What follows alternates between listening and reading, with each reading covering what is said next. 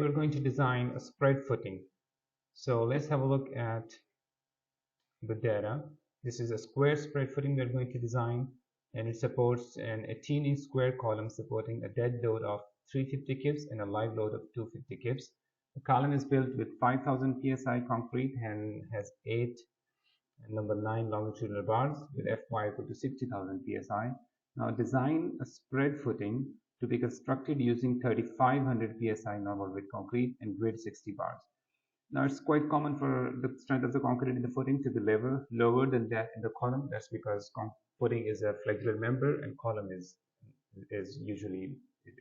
mostly a compression member. So that's why concrete strength in footing doesn't do much to the resistance of the footing. I mean, it's flexible resistance. That's why it's not economical. It's not great to have high strength concrete in the footing. Dowels may be required to carry some of the load across column footing interface. We will design that joint, column footing joint.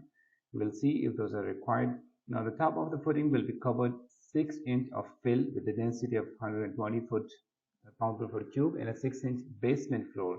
So we're going to have a basement on that's resting on the basement floor resting on this footing. So after the soil is placed, so we have the basement floor loading equal to 100 psf, and the allowable bearing pressure on the soil is 6,000 psf. We're going to use the load and resistance factors from ASI code. So first compute the factored loads and the resistance factors. So these are the two values that govern for the gravity loadings.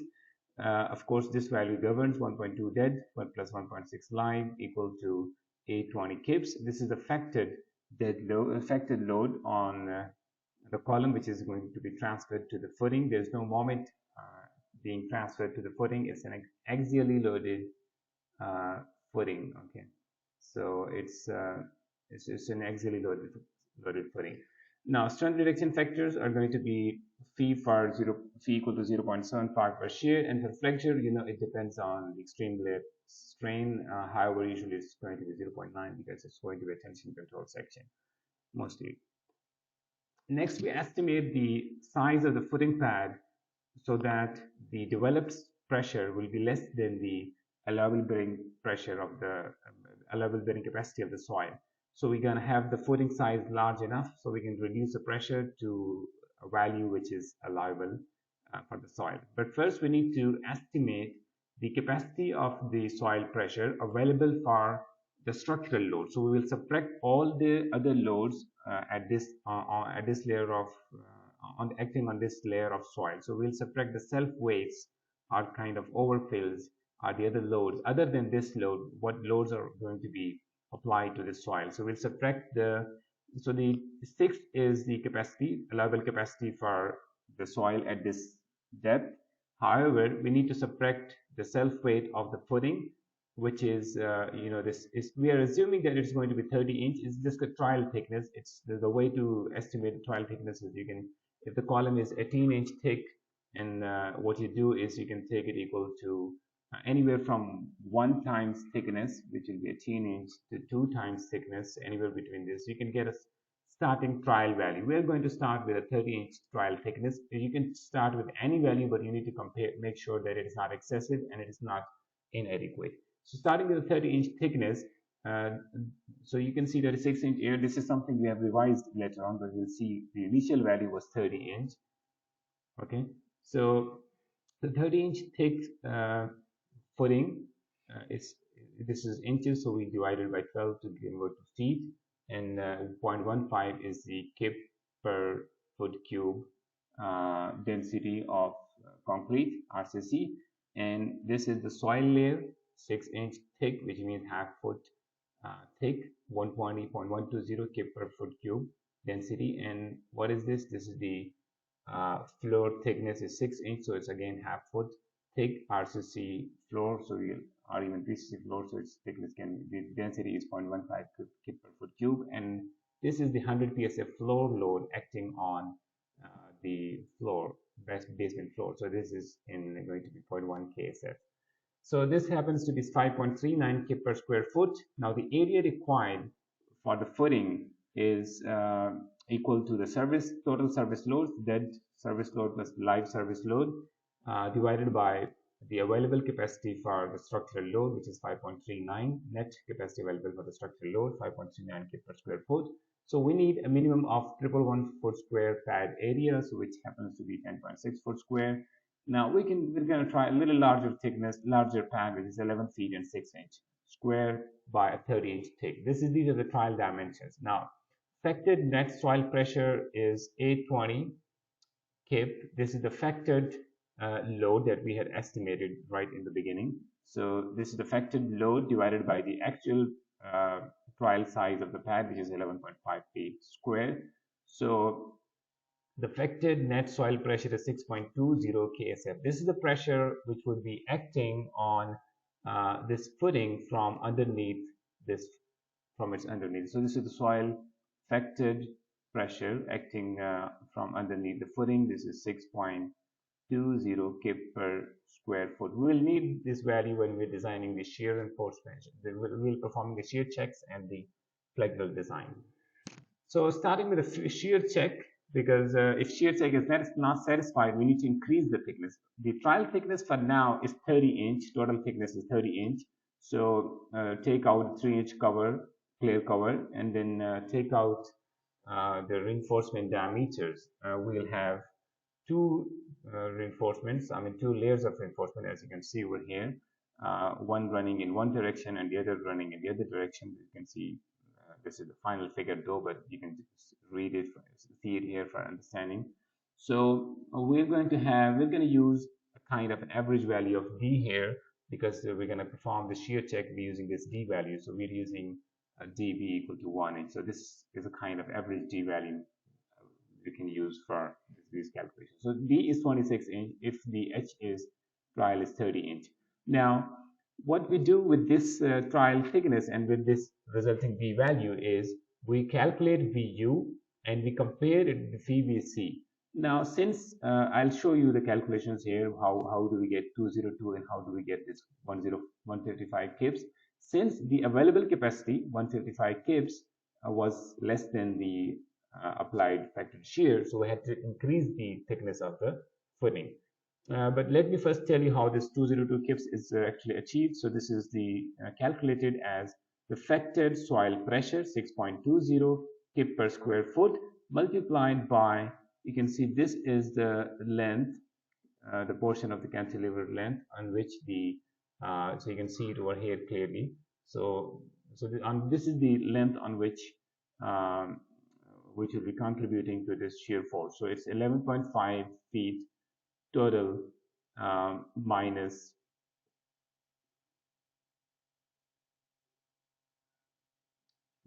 this this shaded area, okay, because this is the length of the area and this is the width of the area. Width is 11.5 feet, as you can see it over here, and the length is 28 inches. Because the critical section for one-way shear is at D distance from the face of the column. So the D is, the trial D was, the trial D value was 26 inches. You can see it over here. So this distance, you see over here, this distance would be for this trial when you're trying 30 inch thickness, the D is 26 inch. So this would be equal to this total of 60 minus the D value. The D value in this case is trial value is 26 inch. So this D is 26 inch in the first trial. So next trial you really have to divide, as I had mentioned. So you get 202 kips. So you convert this to feet, this distance to feet by dividing by 12. So you get 202 kips. Okay. And then the capacity is calculated using this expression. The phi value is 0.75. 8 is a constant. Lambda is taken equal to 1 for normal weight concrete. And the reinforcement ratio equal to minimum value, which is 0.0018, is taken here. And FC prime is 3500 psi. And VW is 11.5 feet. The width is 11.5 feet, which is 138 inches. Okay. And the D value is 26 inches. This happens to be 154,927 pounds, which happens to be 155 kips. So 155 kips is the factored shear capacity, is the design capacity. However, the produced shear stress factor value is 22. So it's not enough, obviously. We need to increase the thickness of the footing. So next trial we increased it to 36 inch. So 30 inch did not work. So we had to increase it to 36 inch. So H is now 36 inch and the corresponding D value is now 32 inch. So this is why you see the D values being used 32 inch in the rest of the calculation. So let's see if this 36 inch is enough. So for this, you need to repeat these calculations with the difference that this 26 will now be equal to 32, which is the new value of D, because H is not at 36, D is 32, sorry. So 60 minus 32 is 28, and that's why you see this number here, 28 inch. I convert it to feet and then 166 kip. So this is the VU value. Next, you can go and calculate the VC value, except all other parameters are exactly the same, with the difference that this is now 32 and not 32 inch higher D value, because we increased the H to 36. So the capacity is now higher, 191 kip, and it's greater than the VU that's developed. So 166 kip, it is now less than the capacity is higher, so the thickness is now enough. So this 36 inch thickness is working, and the 11.5 foot square dimensions are okay so far. So now let's move on to the two-way shear check. So this is actually the punching shear, and you can see the column can punch into the footing, and when it punches into the footing, it takes some portion of the footing along with it. So this is that critical parameter along which the failure is assumed to happen. So what's the critical parameter, and where is the critical section for the failure of a two-way shear? It is at D by 2 distance from the face of the column on each side, on all sides. So D by 2 on this side, D by 2 on this side. It means this dimension of the column, this C1 is the dimension of the column in this direction, and you add D by 2 and D by 2 on both sides. You can get this equal to, so in this case it would be 18 inch is the column dimension, half of D is 16 inch on this side and 16 inch on the other side. So 16 inch plus 18 inch plus 16 inch, this makes 50 inches. So it's 50 inches on this side, and since it's a square column and a square footing, the other side is also 50 inches. So 50 inch by 50 inch, that's the area that will be taken along the column when it punches into the footing. So the soil pressure effective in this failure is coming from this hatched area, the blue hatched area outside this the square of 50 inches, 50 by 50 outside the square. That's the area contributing to the this force, punching shear force. So this is the pressure, soil pressure, factored soil pressure from underneath the footing, and 11.5 square is the total area of the pad, and you take out this area, this white area, I mean 50 by 50 inch, or you can say you convert it to feet, 41, and then for that you divide it by 12. So this is the value, say 712 kips. Okay, so this is the factored shear force that's applied two-way shear, and let's now calculate the capacity available for two-way shear, and that capacity is calculated using these expressions: 15-13, 15-14, and 15-15. The smallest value from these, A, B, and C, the smallest of these has to be used. Now, so if you look at these values, and so before we go into these values, let's calculate this. VU is the force that's applied, 712 kips, and so we divide it by the area on which it is acting on, and the area is equal to this critical perimeter, whole perimeter. So 50 plus 50 plus 50 plus 50, this is 200 inches critical perimeter, multiplied by the D value, this D of the footing. So this B naught, the critical perimeter, is equal to 4 times 18 plus 32, that's 50 inches. So 4 times 50. This is 200 inches, all right? So the critical parameter is 200 inches, and if you divide the force VU by the critical area, is critical parameter times D, So you get 0.111 KSI or 111 PSI. So this is the affected shear stress. Now the capacity needs to be higher than this stress. So let's calculate the capacity. The capacity VC, we'll have to calculate phi VC, but let's see what VC is. Its VC has to be calculated from these three equations, A, B, and C, and the least of them will be the governing value. It will be the actual value to be taken with these calculations. So if you look at these three equations, A, B, and C, they're all similar. They all have this term, lambda times Fc prime, lambda times Fc prime, lambda times Fc prime. The only difference is between this 4, this 4, and this 2 plus 4 over beta, and this term, alpha S d over B naught plus D. So if this value is, let's say, greater than 4, then the answer from this expression will obviously be greater than this, because the rest of the equation, lambda under root Fc prime, is same for both these equations. So we need to check if this is greater than 4, then it does not govern, okay? Because it will be greater, and we'll need to have this, have to pick the smallest value. If this is greater than 4, it does not govern, okay? And you need to check this one as well, this value 2, and if this value is greater than 4, then this 2 does not govern. So we'll have to check these two values, and if they are greater than 4, then obviously they will be giving us VC, which will be exceeding the value coming from equation A. So we'll first check these values, but what these parameters are. Beta is the longer or shorter side of the column. It's a square column in this case, so 18 inch by 18 inch is equal to 1. Beta is equal to 1 in this case. And alpha S is a constant that you see over here. This alpha S is a constant. It is taken equal to 40 if the columns is placed in the center of the footing, okay?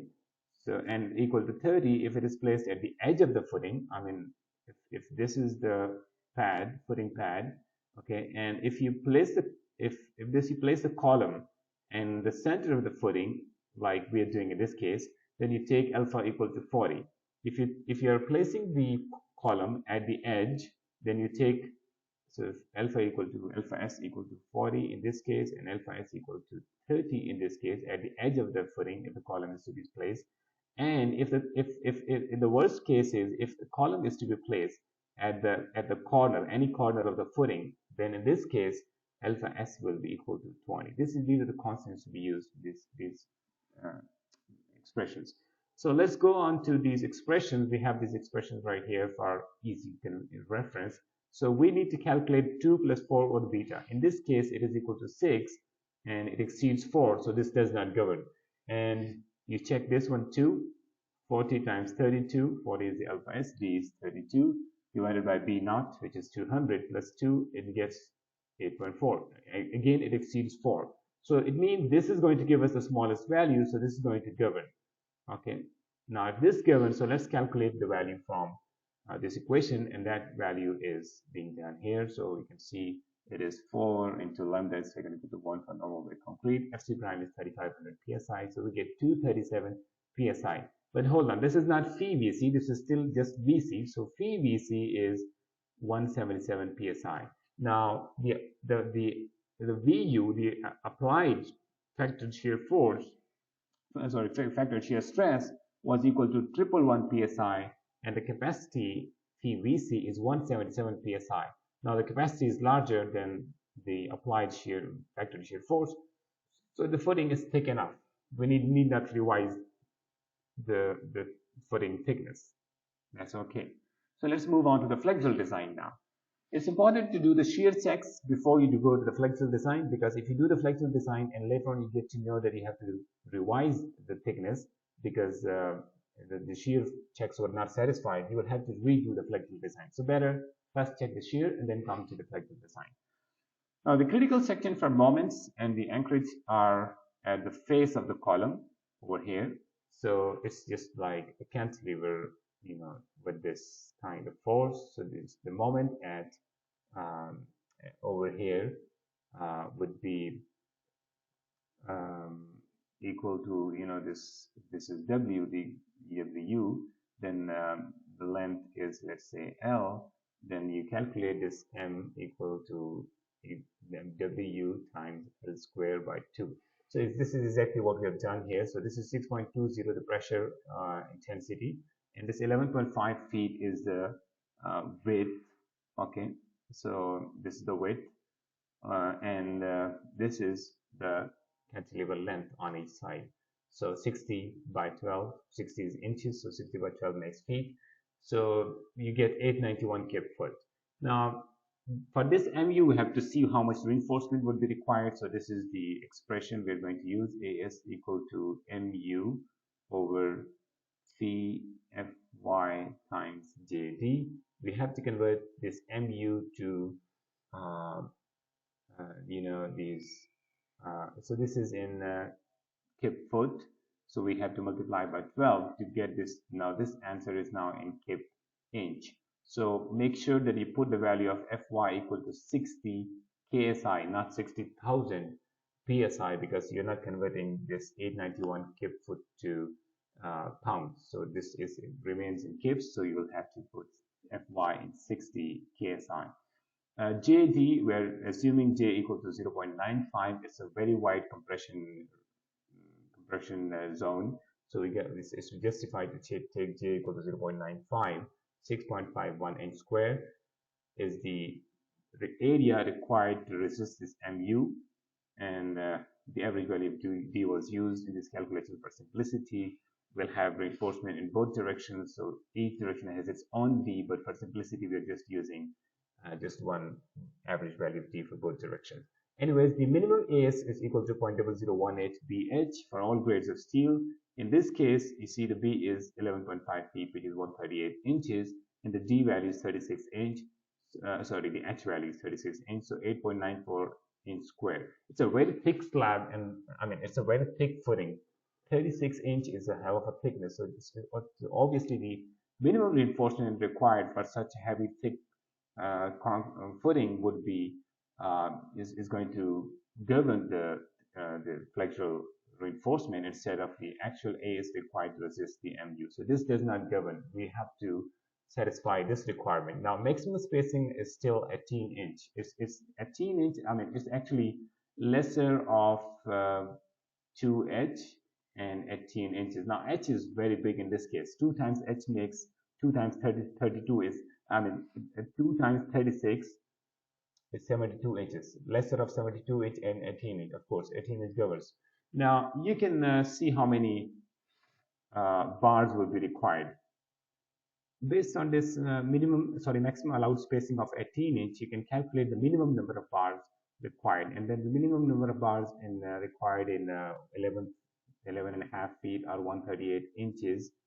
If you take out the 3-inch cover on both sides, okay, so this is 132 inch. If you divide this by 18, you can see how many spaces how many bars would be required. So this gives us, so this gives us 7.3 spaces. Okay, we need 7.3 spaces for this. So 7.3 spaces means we should have at least 8.3 bars. 8.3 bars means approximately at least 9 bars. At least 9 bars should be provided, so that and then that will make sure that the spacing does not exceed 18 inches. So we're gonna pick 12 number 8 bars. Of course, 12 is greater than 9, so the spacing will not exceed 18 inches. You can calculate it. And so the 12 number 8 bars each way, that will give us an AS of 9.48 inch square. So you can confirm this. 12 times 0.79 inch square, and you can see you should get this answer of 9.48 inch square. Now recompute Phi as just as a check, so you can do that if you like. So A is now A is computed again as AS Fy over 0.85 FC prime B. Okay, and AS is 9.48 inch square. That's something we just decided. 60 is Fy, and FC prime is 3.5 KSI, and B is 138 inches. So you get 1.39 inch. If you want to calculate Phi Mn as a quick check, you can do that. You can do it like this: Phi equal to 0.9 AS Fy into d minus a by 2, you can do this. So we can say 0.9 times 9.48 into 60 into d minus a by 2. The d value is 32 inches minus 1.39 by 2. So we'll get the answer in kip inch. So we get 16,026 kip inch, which is equal to 1335 kip foot. Now this step was obviously almost unnecessary because um, MU was significantly lesser and it was not even governing the AS required. So it's not accurate. I just wanted to show you that it's satisfied, otherwise it was not needed.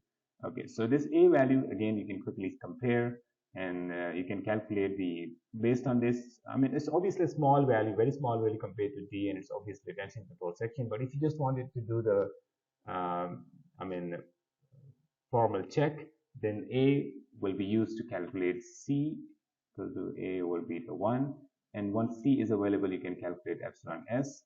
And then you can compare whether it is greater than 0.005 equal to greater than epsilon y plus 0.003 or not. So it's going to be obviously the tension control section. So phi mn is 1340 kip foot or 1335, whatever you like. So mu is obviously now less than this. So the flexible design is done. When next we need to check the development length. Now we have decided to provide 12 number 8 bars in each side, but so these bars will be stressed at Fy at this location. So if you see, this bar needs to have enough length available beyond this point on either side. Okay, on this side as well, enough length should be available. So we need to see how much minimum length must be available. That minimum length is calculated by this expression, and we have done this part before. So this is where this equation governs in this case, because all these requirements are satisfied. So you can use these expressions, and psi t is going to be 1. It's not a top bar because there is less than 12-inch concrete, fresh concrete under these bars. So psi t will be 1, and psi e is 1. These are not quoted bars, epoxy coated bars, and psi t is 1 for grade 60. So and the dB is number 8 bar is 1 inch, and FC prime is 35 psi. So this happens to be 50.7 inch, which is less than the available length of 60 inch. The available length is now, slightly lesser than 60. We have to have some cover here, maybe 3-inch cover. So available length is kind of like 57 inches, but this requirement is still lesser than that. So just use 51 inch, leaving 9-inch clear cover to edge of footing, and that's okay. All right. So you can use 12 number 8 bars each way at bottom of footing. So this is the flexible design. Now let's do the column footing joint. We have designed the flexural reinforcement. We have done the shear checks. We have ensured that these flexural bars are going to be developed.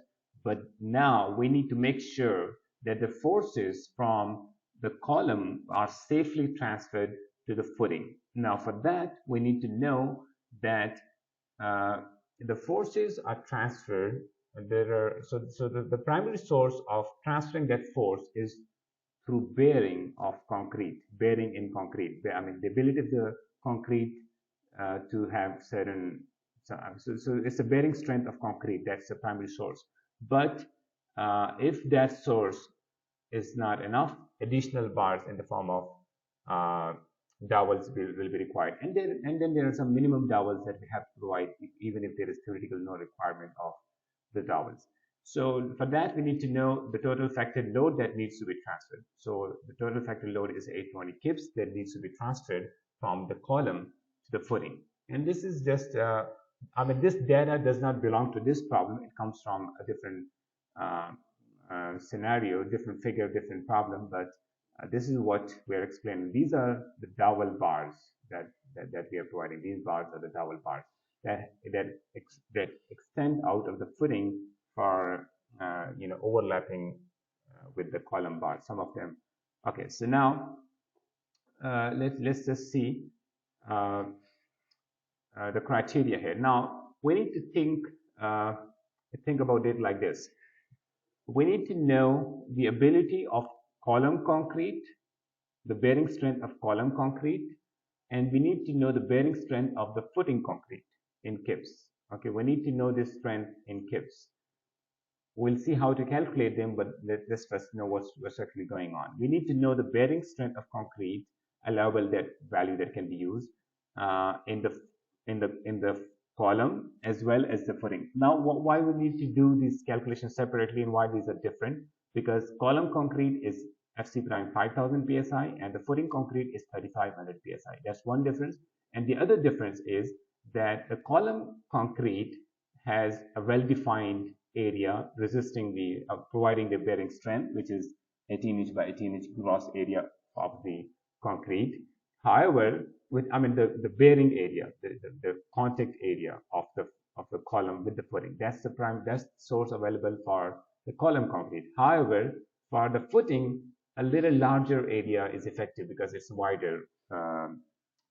Wider. How wider? Let's see.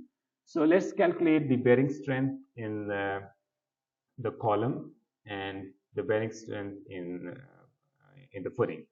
Okay, so the bearing strength inside of the concrete in the column is given by this expression where FC prime belongs to the column concrete and A1 is the contact area of the contact surface between the column and the footing, and in this case it is 18 inch by 18 inch column, so it's 18 inch square area, and you can actually calculate, you see these calculations here. Now the phi value for bearing is taken equal to 0.65 as per ACI. So of course it's a very brittle failure if it happens. So phi is 0.65 and the rest of the expression you can understand. FC prime is 5 KSI or 5000 PSI, and 5 KSI can be used to get the answer in kips. 18 inch square is the A1 area, the contact area between the footing and the column. So this is the column concrete. Okay, this is the bearing strength of column concrete, 895 kips. Now we need to calculate the bearing strength of the footing concrete, which is given by the expression that you see, okay, 15-16. This expression gives us the bearing strength of the footing concrete. Now the equation is similar to, this part of the equation is similar to what you see over here, with the only difference that this FC prime is now belongs to the footing. It is 3500 psi in our case, as opposed to 5000 psi in case of column concrete. Okay, this is the one difference. Expression looks exactly the same, but FC primes have to be respective. Footing will use its footing FC prime, and the column will use the FC prime of the column. And this is the additional factor available for the footing because it is a larger area. So the surrounding area is also somewhat useful. So how much of increase? A ratio, the increase is under root of A2 over A1. A1 is of course the same contact area, but A2 is a larger area.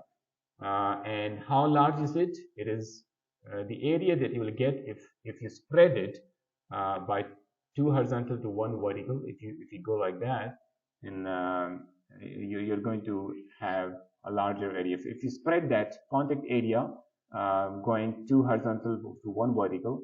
So in this case, if you see, we have 60 inch available on this side. So if you go 60 inch on this side, it will be 30 inch on on the other side. So total thickness is 36 inch. That's where our concrete footing. This thick is our concrete footing, 36 inch thick. And out of this, at 30 inch depth, we reach that edge of the footing. So that's the maximum that we can get. All right. So this dimension, how much is going to be this dimension? You can calculate this dimension. It is equal to 138 inch. It is exactly equal to the total area of the footing. Okay, so A2 is 138 inch by 138 inch, which is in fact in this case the total area of the footing. In this case, the footing is too thick, so we can all the way get to the bottom and get that thickness.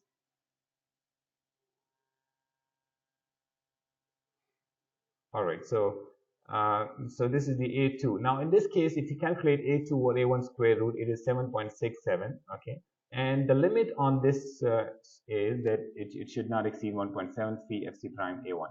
where this 1.7 actually comes from, we are just multiplying 0.85 with the maximum permissible value of this additional factor, with the maximum permissible value is 2. So if you multiply this by 2, you get 1.7.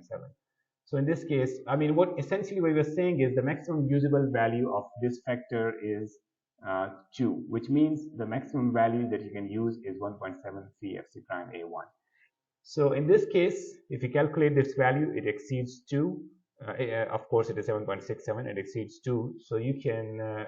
So this expression should give you the value.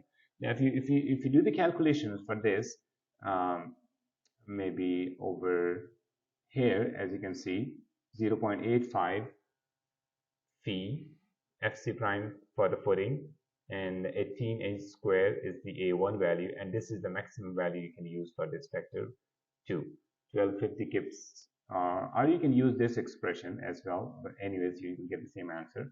So which one is bigger? The concrete footings can bear 1250 kips, footing concrete can bear 1250 kips, and the column concrete can bear 895 kips. Which one is smaller?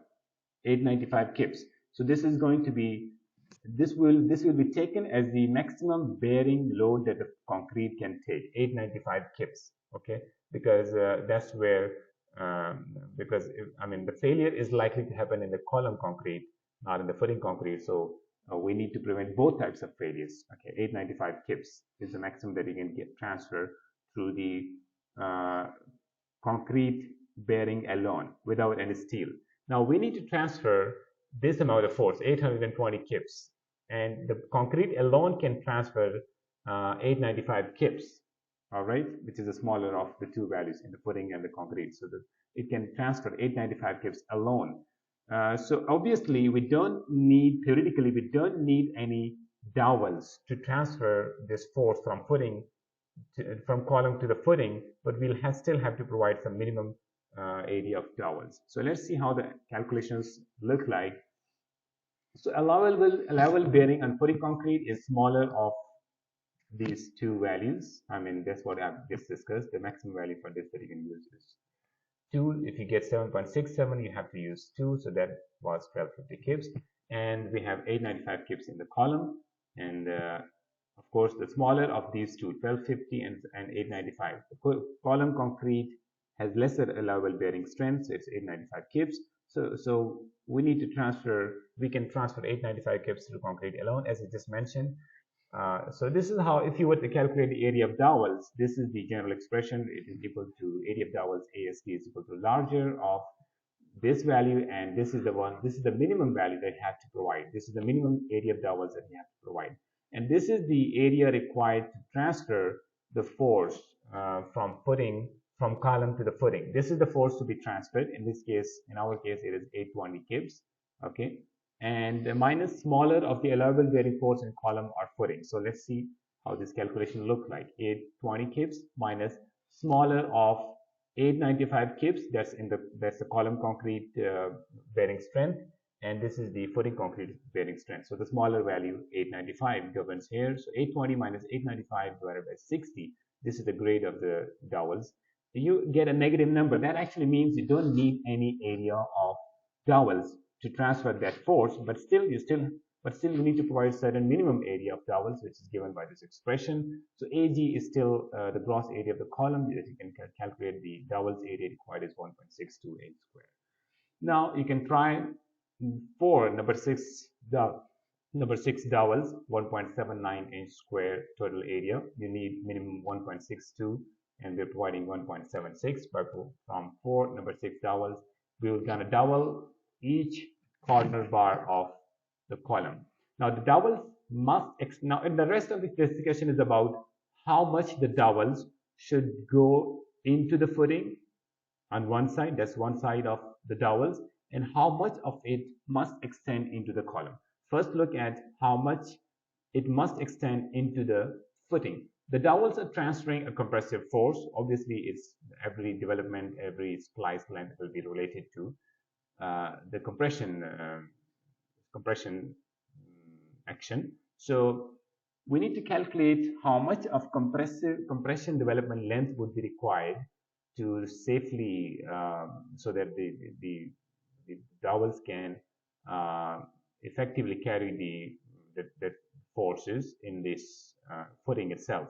So we need to calculate the compression development. So the extension of dowels into the footing will be calculated by this expression. This is LDC, development length in compression, given by this expression. The sigma R value is something depending upon the transverse reinforcement available. If the minimum requirements are satisfied, we can take this value equal to 0.75, but conservatively it can be taken equal to 1. Since no information are given, so we're not going to have any transverse reinforcement on over the dowels, or maybe the requirements not met, no information is given. So we're going to take a conservative value of 1. So sigma R equal to 1, and Fy is 60,000 psi, 50 is a constant in the formula, and lambda is 1 for normal with concrete, and Fc prime is 3500 psi.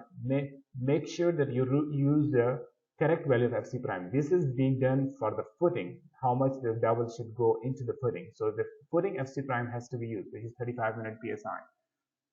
And the dB is, since we're using number 6 bars for the dowels, so the 6 by 8 is 0.75 inch. So we get 15.2 inch, say 16 inch. Now just make sure that if you get the answer from this lesser than this 0.0003 dB Fy R 8 inch, then you should use these values. I mean, in any case, if this gives an answer lesser than this or lesser than 8 inch, you should use these values. Okay, I mean the greater of these two values. So this answer should not be less than this, and it should not be less than this. In this case, it is greater than both, so 16 inch is okay. This is the answer. Now 16 inch is the minimum requirement for the dowels to go into the footing. We have a lot of length, a lot of depth available for which it can go. So we are going to extend it until this lower reinforcement mat, and we're going to tie it with the lower reinforcement mat. So the bars will be extended down to the level of the main footing steel and hooked 90 degree. Now the hooks will be tied to the main steel and to hold the dowels in place. Okay, that's a construction requirement. Now for the AC code, next we discuss how much the dowels should go into the column. So extension of dowels into columns is equal to larger of these two. Number one, compression splice length for dowels, okay, LSC, which is given by this expression 0.0005 FYDB equal to greater than 12 inch. So you get 22.5 inch, let's say 23 inch. And the other one that needs to be checked is the compression development length of the number 9 bars in the column. Okay, the column has number 9 bars, so we need to check their compression development length. So that's equal to sigma R Fy divided by lambda 50 lambda under root of Fc prime. Again, the lambda R is conservatively being taken equal to 1, and 60,000 psi for Fy, and dB is now 9 by 8 inch. And also make sure that you use the corresponding Fc prime. This is something they're doing for the inside the columns. So Fc prime is 5,000 psi for columns. Make sure you don't confuse it with the Fc prime for the footing. Okay, and we get 19.1 inch. All right, 9 by 8 inches the diameter of the bar. So 19.1 inch, or maybe you could say 20 inches, say. Okay, so 20 inches. Which one is bigger? This one, 23 inch, this governs. So we'll have to extend dowels 23 inch into the column.